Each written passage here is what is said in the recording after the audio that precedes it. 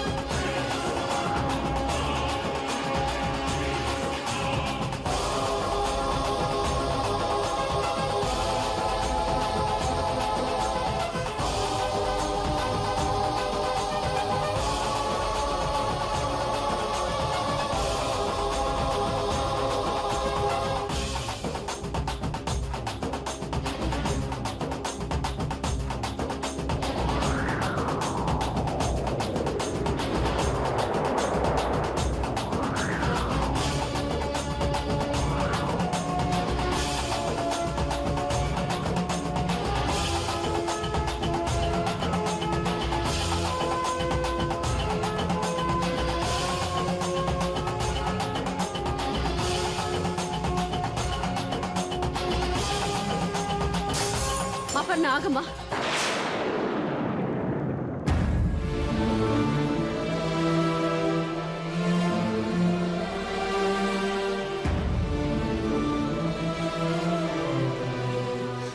అమ్మా అపర్ణ, సంతకాలు పెట్టొద్దమ్మా.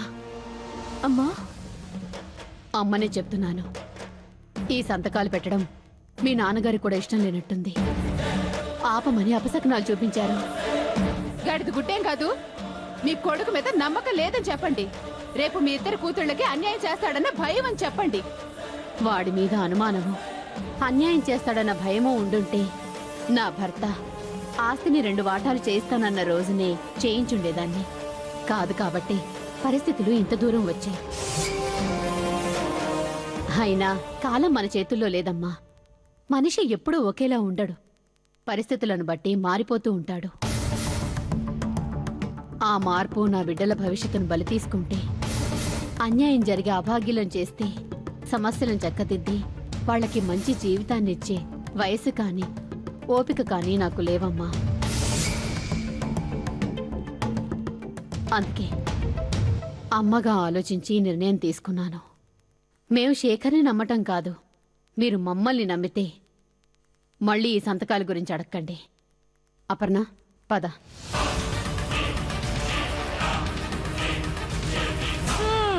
అయ్యా లాయర్ గారు, ఇక సంతకాలు అయినట్టే గాని వెళ్దాం పదండి. చూడండి మేడం, వాళ్ళ సంతకాలు లేకపోతే పొలం అమ్మడం కష్టం. ఆ తర్వాత మీ ఇష్టం. వస్తాను. లాయరు, జాగ్రత్త అమ్మాయి, సంతకాలు పెట్టలేదో తీసుకున్న అడ్వాన్స్ తిరిగి చేయాల్సి ఉంటుంది. చూసారా? ఇప్పటికైనా వాళ్ళ నిజ స్వరూపం ఏంటో తెలుసుకున్నారా? నిజ స్వరూపం ఏంటి? అయ్యో, మీకు ఇంకా అర్థం కాలేదా? మీరింత అమాయకులు కాబట్టే మీతో ఆడుకుంటున్నారు. నిజంగా మీ అమ్మకు మీ మీద నమ్మకం ఉంటే సంతకం పెట్టేదేగా. అవును, పెట్టేదే. కానీ పెట్టలేదు. ఎందుకు? మీ మీద నమ్మకం లేదు కాబట్టి. సంతకం పెడుతున్న తన కూతుర్ని ఎందుకు ఆపినట్టు? మీ మీద అనుమానం ఉంది కాబట్టి. ఆస్తి మొత్తం లాక్కుని చెల్లెళ్ళకి ద్రోహం చేస్తారని బలంగా నమ్ముతుంది కాబట్టి. అది కాదనుకుంటా సుకన్య. మీరింకేం చెప్పొద్దండి. చాలండి, చాలు. ఇప్పటి వరకు అమ్మ అమ్మ అని, చెల్లి చెల్లి అని వాళ్ళని నెత్తిన పెట్టుకుంది చాలు. వాళ్ళని మీరు ప్రేమించినంతగా వాళ్ళు మిమ్మల్ని ప్రేమించడం లేదండి. అంతా వట్టి నటన. అదే మీ మీద ప్రేమ నమ్మకం ఉండుంటే అడగని సంతకం పెట్టుండేవాళ్ళు. లేదు కాబట్టే సంతకం పెట్టను అని నిర్మోహమాటంగా చెప్పేసి వెళ్ళిపోయారు. ఇప్పటికైనా వాళ్ళేంటో వాళ్ళ బుద్ధి ఏంటో బయటపడినందుకు సంతోషించాలి. ఎంతైనా ఆవిడ గారికి మీకన్నా కూతుళ్ళ మీద ప్రేమ ఎక్కువ. అలాంటి స్వార్థపరుల కోసమా మీరు రేంబవళ్ళు కష్టపడుతుంది?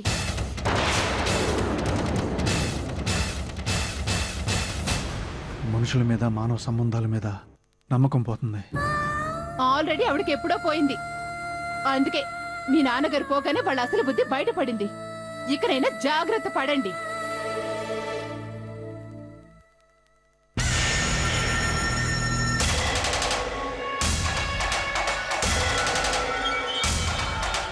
దారిలోకి వచ్చినట్టున్నాడు. ఇంకొంచెం ఎక్కిస్తే ఆ అమ్మ మీద యుద్ధానికి సిద్ధమైపోతాడు.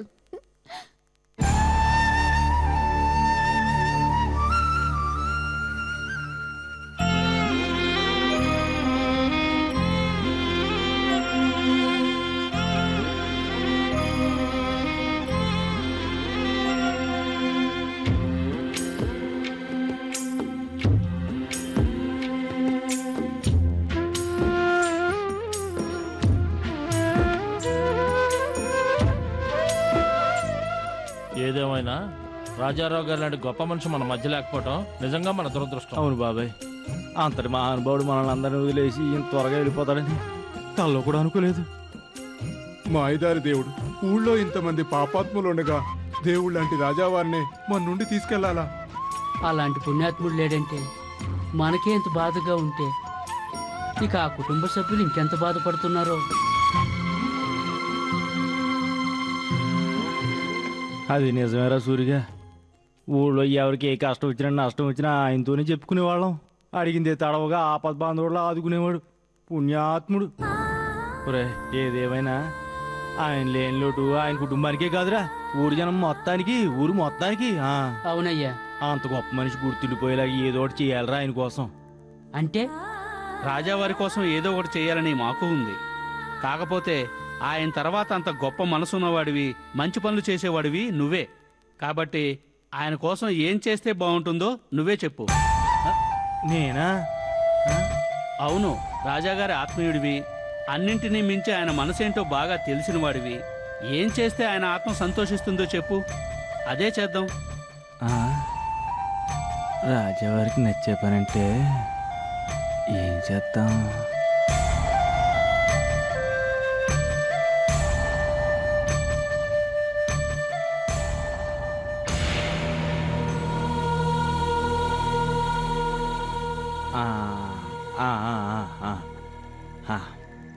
ఇదిగో నా మనసులో మాట చెప్తాను, ఎలా ఉందో చెప్పండి. వెంకటపతి రాజావారికి మన ఊరన్న ఊళ్ళో జనాలన్న ప్రేమ అభిమానం. ఊళ్ళో ఉన్న ప్రతి ఒక్కరు చదువుకోవాలని, విద్యావంతులు కావాలని రాజావారి చిరకాల కోరిక. కానీ దురదృష్టవశాత్తు మన ఊళ్ళో హై స్కూల్ లేదు. హై స్కూల్ మన పక్క ఊళ్ళో ఉంది, అది కూడా 5 కిలోమీటర్ దూరంలో ఉంది. అందువల్ల చాలా మంది పిల్లల చదువు మధ్యలోనే ఆగిపోతుంది.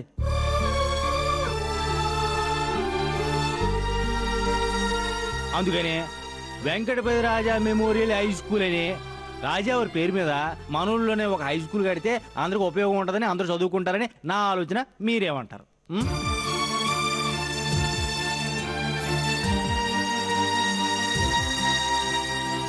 వినడానికి బాగానే ఉంది కానీ చేయడం చాలా కష్టం రా అబ్బాయి.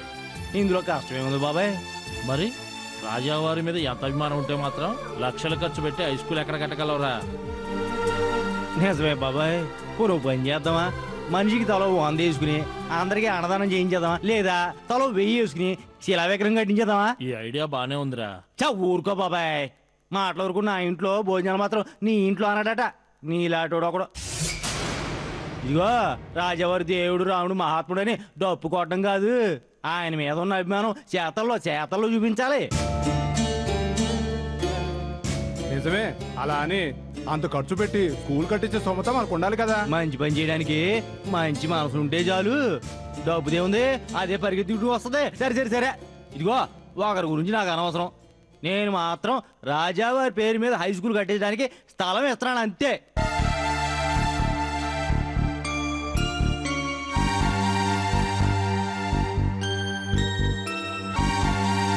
స్థలమా? అవునరా సూర్య, ఊరు చివరన్న 10 ఎకరాల్లో 2 ఎకరాలు స్కూల్ కోసం ఇరాళంగా ఇచ్చేస్తున్నాను. అలాగే స్కూల్ కట్టడం పూర్తయినంత వరకు నాకు వచ్చే ఆదాయంలో 10% చందాగా ఇస్తున్నాను.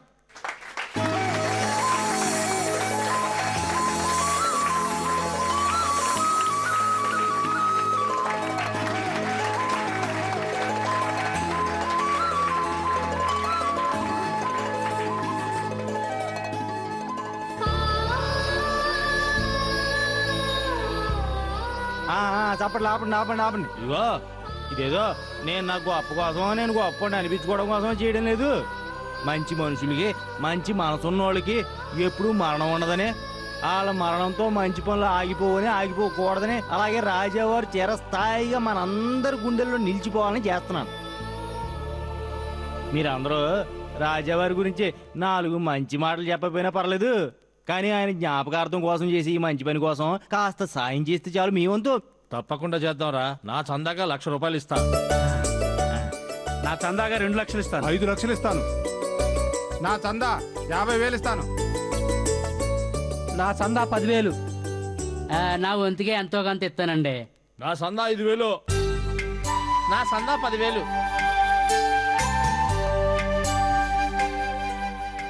నువ్వు చెప్పింది నిజం అమ్మా.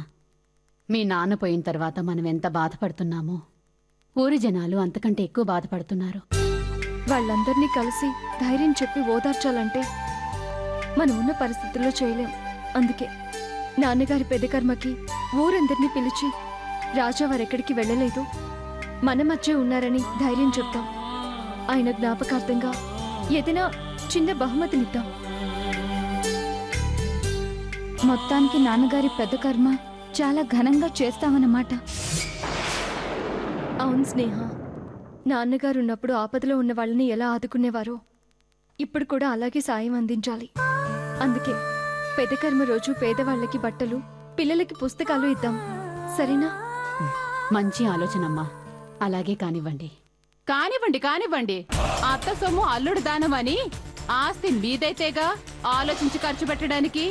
ఉన్నది కాస్త దాన ధర్మాలకి, పేరు ప్రతిష్టలకి ఖర్చు పెట్టేస్తే మీకు బాగానే ఉంటుంది. రేపు నేను నా కూతురే అడుక్కు తినాలి. కాబట్టి గొప్పలకి పోయి ఉన్న దూడగొట్టుకోకుండా ఉన్న దాంట్లో తూతు మంత్రంగా జరిపించేయండి. అలా ఎందుకు జరిపించాలి? మా నాన్నగారు సంపాదించిన ఆస్తి లేదా? దానం ఇవ్వగలిగే అర్హత లేదా? చచ్చిన వాడి కోసం ఎంత ఖర్చు పెట్టినా ప్రయోజనం లేదు.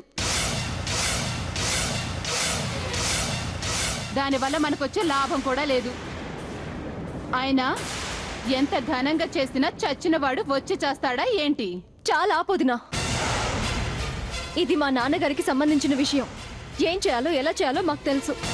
దానికోసం ఎవరిని ముష్టడగాల్సిన అవసరం కానీ, పర్మిషన్ తీసుకోవాల్సిన కర్మ కానీ మాకు పట్టలేదు. ఎవరు అవునన్నా కాదన్నా మా నాన్నగారి పెద్ద కర్మ 10 తరాలు గుర్తుండిపోయేలా ఘనంగా జరిపించి తీరుతాం. ఇదే, ఈ ఎక్స్ట్రాలే వద్దు.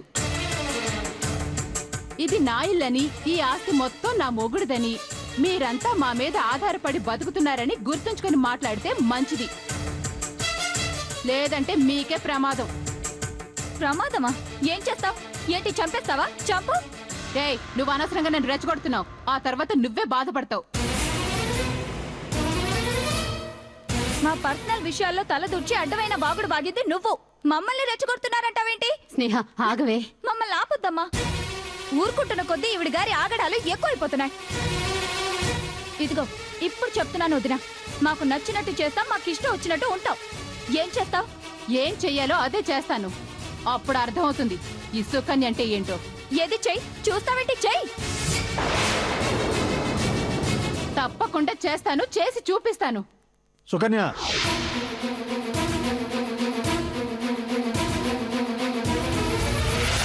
ఏంటి గొడవ? ఒక్క నిమిషం కూడా ప్రశాంతంగా ఉండవరా? ఎప్పుడు చూడు ఏదో ఒక దాని గురించి గొడవ పడుతూనే ఉంటారు. ఇది అసలు ఇల్లా, చేపల మార్కెటా? ఇంట్లో ఉండాలంటేనే చిరాకు పుడుతుంది. చూడన్నయ్య, వదిన అనవసరంగా రెచ్చగొట్టి మరీ గొడవ చేస్తుంది. అదంటే అడ్డగాడిదా? అలాగే అడ్డదిడ్డంగా వాగుతుంటుంది. మీరైనా కాస్త సైలెంట్గా ఉండొచ్చు కదమ్మా. మేము ఉండాలన్నా ఆవిడ ఉండనివ్వాలి కదన్నయ్యా. ఉండనివ్వకపోతే ఇంటిని బజార్లో మార్చేస్తారా? అసలు మీ ప్రాబ్లం ఏంటి?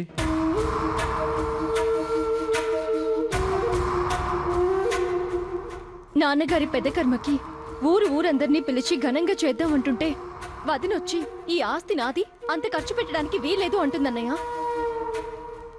ఆస్తి ఎవరిదైతే ఏంటమ్మా, మీరు ఖర్చు పెట్టాలనుకున్నారు. అదే ఘనంగా చేయాలనుకుంటున్నారు, అంతేగా? అంటే ఘనంగా చేయాలని నీకు లేదా అన్నయ్య? చూడమ్మా, నీ అనుమానంతో నాకు లేని అనుమానం పెట్టకు. నాన్నగారికి మీరు కూతుళ్ళైతే నేను కొడుకుని. ఆయన పెద్ద కర్మ ఘనంగా చేయాలని మీకంటే ఎక్కువగా నాకు ఉంది.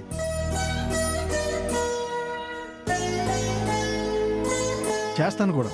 చాలా దాని గురించి ఎక్కువగా మాట్లాడకండి, మనశ్శాంతి లేకుండా పోతుంది. ఇదిగో, ఇది కంపెనీ డబ్బు. దీంట్లో 10 లక్షలు ఉంది. రేపు బ్యాంకులో వేయాలి, జాగ్రత్తగా పెట్టు.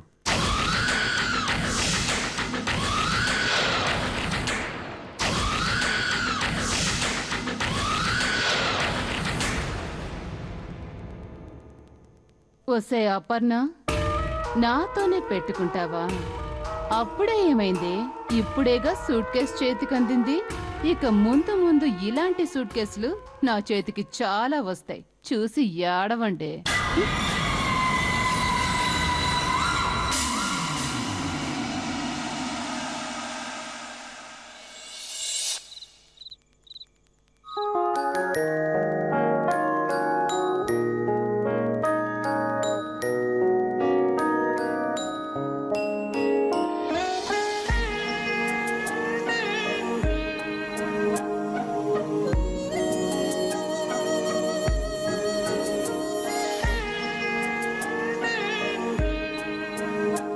రే అర్జున్, బాగా పొద్దుపోయిందిరా, ఇంకా పడుకోలేదా? కొంచెం అర్జెంట్ వర్క్ ఉందమ్మా. ఏంట్రా అర్జెంటు? అర్జెంట్ అని ఇలా నిద్రాహారాలు లేకుండా పనిచేస్తే నీ ఆరోగ్యం ఏమైపోతుందో తెలుసా? 2 రోజులు నిద్ర లేకపోతే ఏం కాదమ్మా. అసలే కొత్త కంపెనీ. ఇప్పుడు కనుక హార్డ్ వర్క్ చేయకపోతే మార్కెట్లో నిలబడడం కష్టం. అందుకని ఇలా ఆరోగ్యం పాడు చేసుకుంటూ పనిచేయాలా? చూడు, కళ్ళు ఎలా పిక్కుపోయాయో. ఏదైనా ఉంటే రేపు పొద్దున్న చూసుకోవచ్చు. ముందు పడుకో. ఇంకొక 5 మినిట్స్ అమ్మా, ప్లీజ్. సరే, సరిగ్గా 5 నిమిషాల తర్వాత వస్తాను. పడుకోలేదో అప్పుడు చెప్తాను. సరే.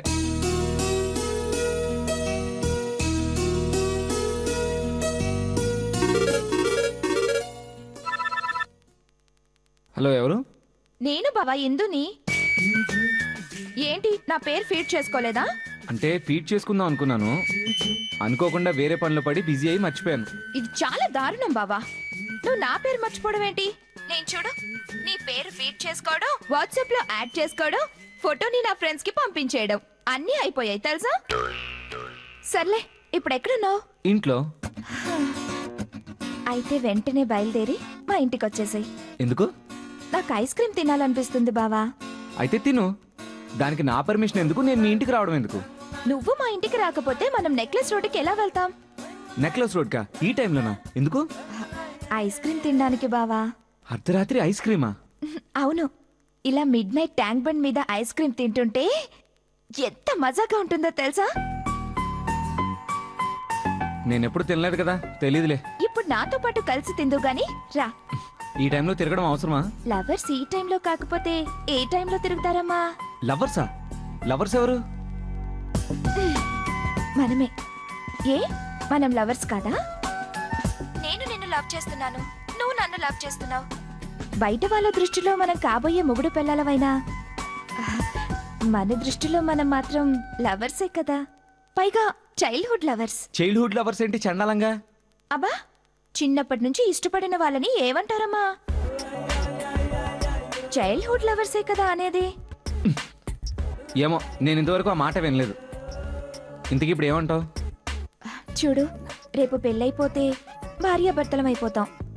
సంవత్సరం తిరిగే లోపు మమ్మీ డాడీలం అయిపోతాం. ఆ తర్వాత 25 ఏళ్లకి తాతయ్య నాన్నమ్మలు అయిపోతాం. అసలు మ్యాటర్ ఏంటో చెప్పు. చెప్పడానికి ఏముంది? పెళ్లికి ముందు ఇలా సరదా సరదాగా తిరిగే లవర్స్ లైఫ్ ని ఎంజాయ్ చేశామనుకో, పెళ్లి తర్వాత తీపి గుర్తులుగా మిగిలిపోతాయి. సో వెంటనే బయలుదేరొచ్చాయి. నేను రాను, రాలేను. ఏ, ఎందుకు రాలేవు? నాకు చీకటి అంటే భయం, అందుకే రాలేను. బావా బావా బావా,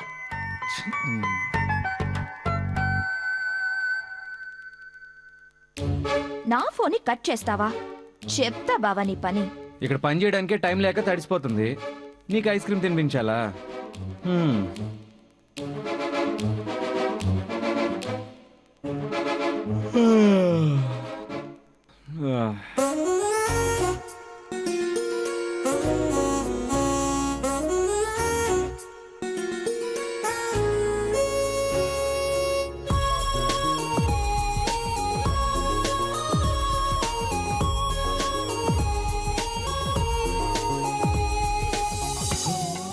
హాయ్ బావా.